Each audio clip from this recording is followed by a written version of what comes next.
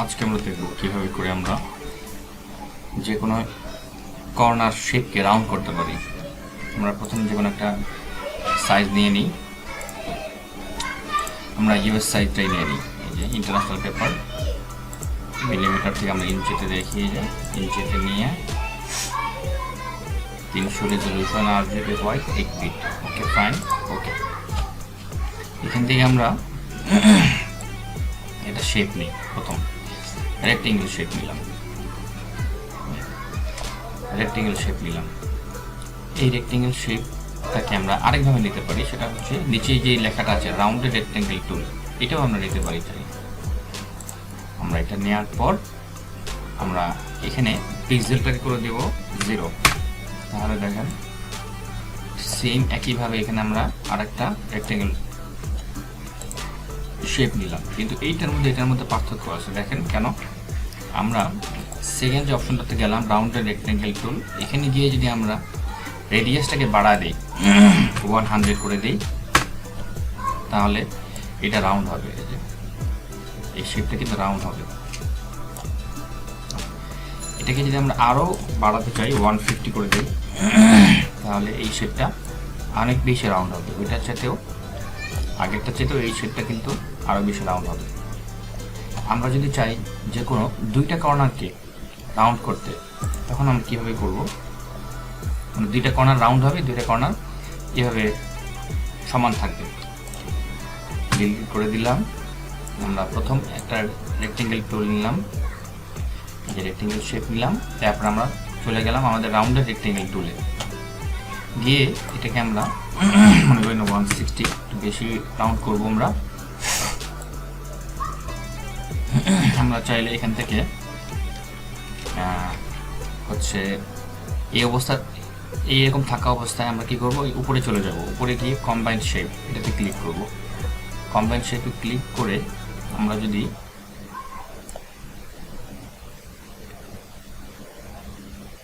আমরা কিন্তু back space, আমাদের যে ব্যাক স্পেসের অপশনটি আছে কিবোর্ডের, আমরা সেটাতে ক্লিক করছি।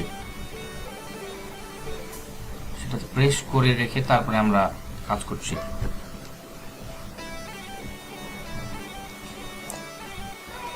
একসাথে মিশে গেছে। এখন আমরা এখানে যে মার্জ শেপ কম্পোনেন্ট করে দিলে দেখেন দুইটা সাইড কি হবে? এই যে দুইটা সাইড রাউন্ড হয়ে গেছে। আচ্ছা, আমরা যদি এখানে এভাবে না করে আমরা ব্যাকে যাই, ব্যাকে গিয়ে যদি আমরা জাস্ট এইভাবে বসায় দিই দুইটার সাথে, এই যে বসায় দিয়ে যদি আমরা এই দুইটা লেয়ারকে একসাথে সিলেক্ট করে দিই, সিলেক্ট করে যদি Ctrl E প্রেস করে দেখেন তাও কিন্তু একসাথে হয়ে গেছে। ঠিক আছে, এবং মাঝখানে পার্টিশন দেখা যাচ্ছে। এই জিনিসটাকে দূর করার জন্য হচ্ছে এই যে মার্জ শেপ কম্পোনেন্টস দিলে একটা নির্দিষ্ট শেপ হয়ে যাবে। আচ্ছা, আমরা চাই একটা মাত্র সাইডকে রাউন্ড রাখতে, আর অন্য একটা সাইড রাউন্ড থাকবে, আর একটা সাইড হচ্ছে এরকম হবে, এইরকম কর্নার হবে। তাহলে আমরা কিভাবে এটা করব?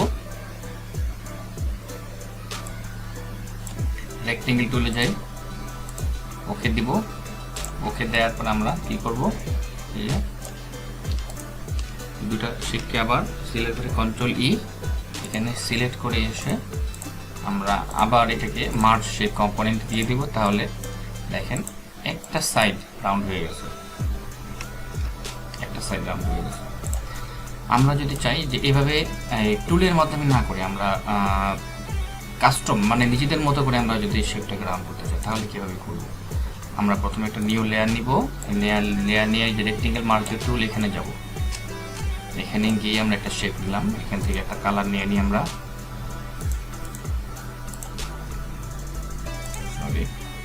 একটা কালার চলে গেছে, আমরা মার্জের টুল নিলাম, তারপর আমরা কালার নিব, একটা যে কোনো একটা কালার নিলাম।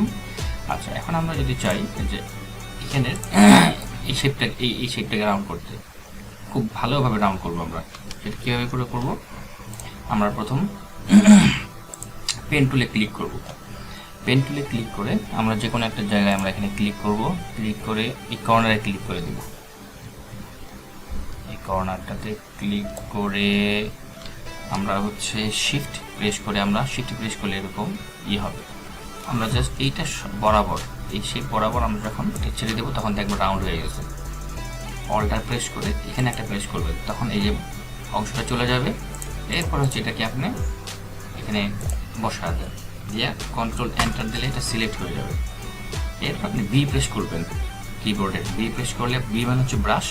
এই ব্রাশটাকে আপনি যদি মাউসের রাইট সাইডটাতে আপনি যদি এইভাবে করে রাইটটা লেফটে নেন তাহলে বড় ছোটো হবে, আর উপরে নিচে নিলে এটা হচ্ছে হার্ডনেস সফটনেস। ওকে, আমরা হার্ডনেসটাকে একটু বাড়ায় দিলাম, হ্যাঁ একটু ছোটো করে দিলাম। এরপর আমরা যদি এটাকে ডিলিট করে দিয়ে দেখেন এটা যে রাউন্ড হয়ে গেল, একটা সাইড রাউন্ড হয়ে গেল। ওকে, আমরা এটাকে এখানে রাখলাম। আমরা আরেকটা শেপ নিই, আরেকটা শেপ নিয়ে আমরা একটা কালার নিলাম। ওকে, তারপরে আমরা চাচ্ছি এটাকে অল্প রাউন্ড করতে। তাহলে আমরা কীভাবে করে করব? অল্প পরিমাণ রাউন্ড করতে হলে আমরা প্রথম এখানে রাউন্ডের রেক্টেঙ্গেল টুলটাকে নিয়ে আমরা এখানে দেখে নিব যে আমাদের এই পরিমাণ রাউন্ড হলে হবে কিনা। যদি এটা না হয় আমরা এটাকে ডিলিট করব, করে এটাকে আবার বাড়া দিব, বাড়া দিয়ে 200 করে দিই,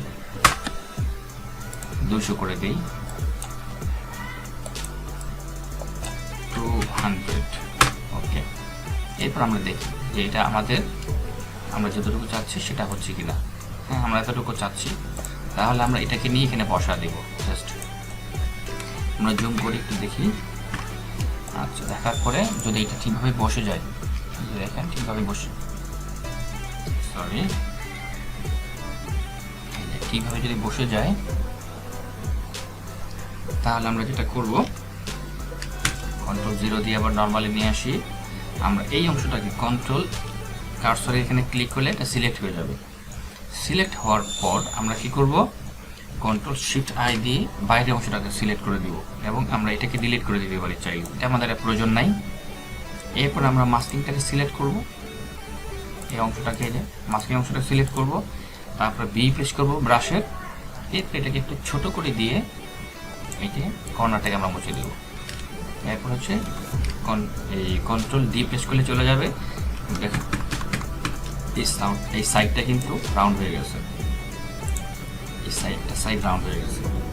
আমরা যদি চাই সেম একইভাবে, হ্যাঁ আমরা যদি একইভাবে এই সাইড থেকে রাউন্ড করতে চাই বা এই সাইড থেকে আমরা রাউন্ড করতে চাই, তাহলে আমরা কী করবো, আবার এখানে যাব, এই যে রাউন্ডের রেক্টেঙ্গেল শেপে যাব, গিয়ে আমরা এখানে আবার একটা প্রেস করব, প্রেস করে দেখে নিব যে আমাদের রেডিয়াসটা ঠিক আছে কিনা, নাকি আমরা আরও কম চাই নাকি বেশি চাই। আমরা যদি 200 রাখবো, আমরা এটাকে বসাই দিই এখানে এনে ম্যানুয়ালি বসাচ্ছি। বসানোর পর আমরা আবার এটাকে সিলেক্ট করে দিব, সিলেক্ট করে কন্ট্রোল শিফট আই দিয়ে বাইরের অংশটাকে সিলেক্ট করে দিলাম। এখানে এসে বি প্রেস করে আমরা এটাকে ডিলিট করে দিই। তাহলে দেখেন এটা চলে গেল এতে। তাহলে দেখেন এই দুইটা সাইড, এটা সমানভাবে কিন্তু কী হলো, রাউন্ড হয়ে গেল। এটাকে আপনি যে কোনো শেপে কাজে লাগাতে পারেন, ছোটো বড়ো করে।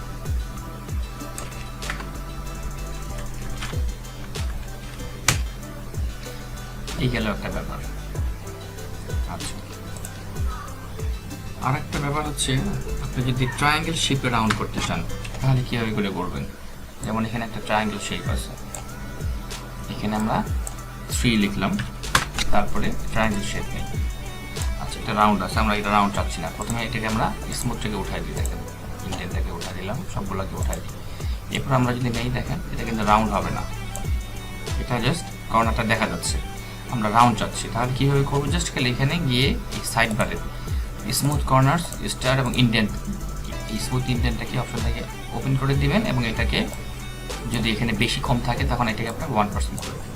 তাহলে হচ্ছে আপনাদের এটা রাউন্ড হয়ে যাবে। শেপটা, এই শেপটা জাস্ট রাউন্ড হয়ে গেছে। এবার আমরা দেখি কাস্টম শেপের ক্ষেত্রে, কাস্টম শেপ টুলে যাব। কাস্টম শেপ টুলে কি আমাদের এই অপশনটা আমাদের খুব কাজে লাগে মাঝে মাঝে, যে এটাকে রাউন্ড করা দরকার হয়। সেক্ষেত্রে আমরা কী করবো, কোথায় এই অপশনটাকে সিলেক্ট করব এবং অ্যালাইনটাকে আমরা নিচের অপশনটাকে দিয়ে দিব। আচ্ছা,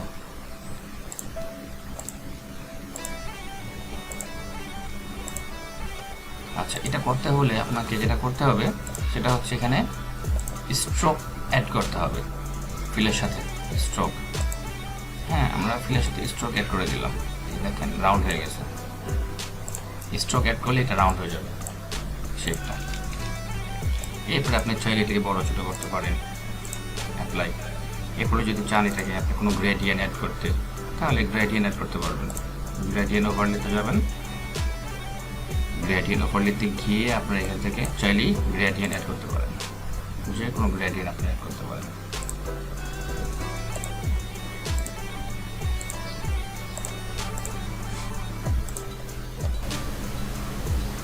যদি আপনি স্ট্রোকটাকে ফেলে দেন তাহলে কিন্তু রাউন্ড হচ্ছে না, কারণ স্ট্রোকের উপরেই কিন্তু এই রাউন্ডটা হচ্ছে। এটা রাউন্ড করার জন্য হচ্ছে স্ট্রোকটা লাগে। আর এই জন্যই হচ্ছে আপনারা যদি এখানে এক কালার করতে চান সেটাও করতে পারেন চাইলে, তাহলে আর এই ভিতরের এটা গ্রেডিয়েন্ট কালারটা দেখা যাবে না সেক্ষেত্রে। আচ্ছা, এটা একটা গেল। আপনারা যদি এইরকম পুরো শেপটাকে একটা রাউন্ড করতে চান, আপনাদেরকে তখন ব্যবহার করতে হবে হচ্ছে পেন টুল।